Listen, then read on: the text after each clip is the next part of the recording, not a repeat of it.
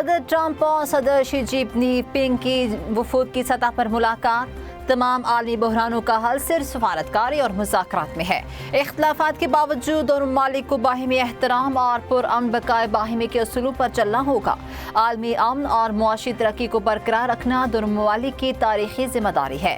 چین امریکہ تعلقات کا استحکام دنیا کے لیے مثبت اقدام ہے۔ مزید کہا، دنیا اس وقت ایران تنازع اور عالمی سپلائی چین کے سنگین چیلنجز سے گزر رہی ہے۔ کیا ہم اپنی دنیا اور اپنے عوام کے لیے ایک روشن مستقبل تعمیر کر سکتے ہیں؟ یہ سوالات ہیں جن کا جواب بڑے ممالک کے رہنماؤں کی حیثیت سے ہمیں دینا ہوگا۔ چینی صدر نے کہا، چین اور امریکہ بڑی طاقتیں ہیں۔ عالمی استحکام ہمارا مشترکہ ہدف ہے۔ ہمیں ایک دوسرے کا حریف نہیں، شراکت دار بننا چاہیے۔ ایک دوسرے کے ساتھ مل کر چلنے کا صحیح راستہ تلاش کرنا ہوگا۔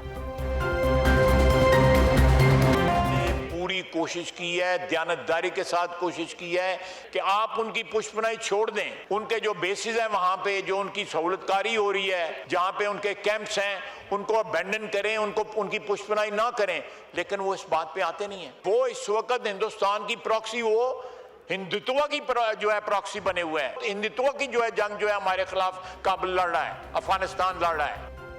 افغانستان اپنی سرزمین سے دہشت گردی نہ ہونے کی ضمانت دینے کو تیار نہیں۔ کابل حکومت بھارت کی پراکسی بنی ہوئی ہے۔ بھارت اب کابل کے ذریعے پاکستان کے خلاف جنگ لڑ رہا ہے۔ دہشت گردی نہ رکی تو کابل کے ساتھ وہی کریں گے جو دلی کے ساتھ کیا ہے۔ وزیر دفاع خواجہ آصف کا قومی اسمبلی میں اظہار خیال، کہا، ہماری افواج دہشت گردی کے خلاف روزانہ قربانیاں دے رہی ہیں۔ اس وقت دلی اور کابل میں کوئی فرق نہیں۔ ملک میں سبھی ایک پیج پر ہیں کہ دہشت گردی نہیں ہونی چاہیے۔ دہشت گردی سے نمٹنے کے معاملے پر خیبر پختونخوا حکومت کے ساتھ ہیں۔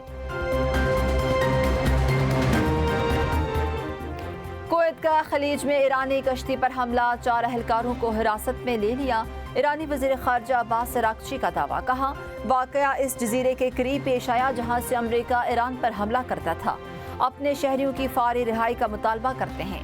ایران کویت کو جواب دینے کا حق محفوظ رکھتا ہے۔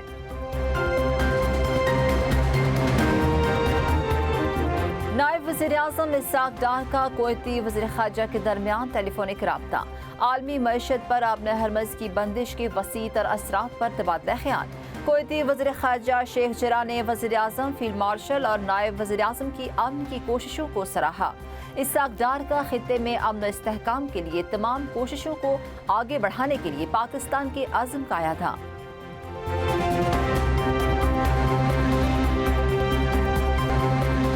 یہ ہے کہ اگر خدا نہ خواستہ میرے ساتھ کچھ ہو جاتا ہے تو،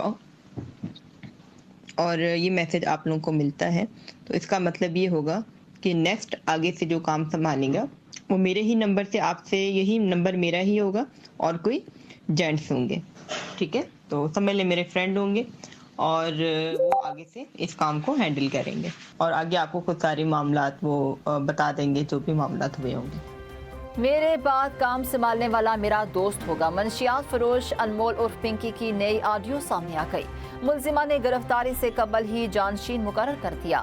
کلائنٹس کو آگاہ کرنے کے لیے جانشین مقرر کرنے کا آڈیو پیغام ریکارڈ کرا دیا تھا۔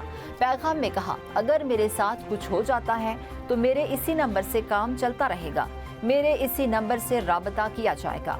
کام سنبھالنے والا میرا دوست تمام معاملات بتا دے گا۔